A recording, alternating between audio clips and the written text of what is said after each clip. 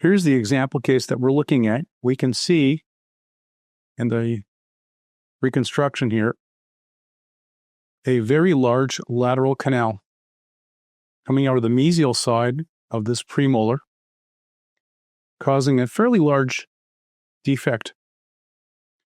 So this lateral canal may in fact be as large or perhaps even larger than the main canal. And we can see as we move up and down the scan that there is in fact an opening right here laterally, right exactly where it shows situation. We need to have a filling material that can probably not only negotiate this canal, but possibly the main canal or the canal underneath it, which we can see right here.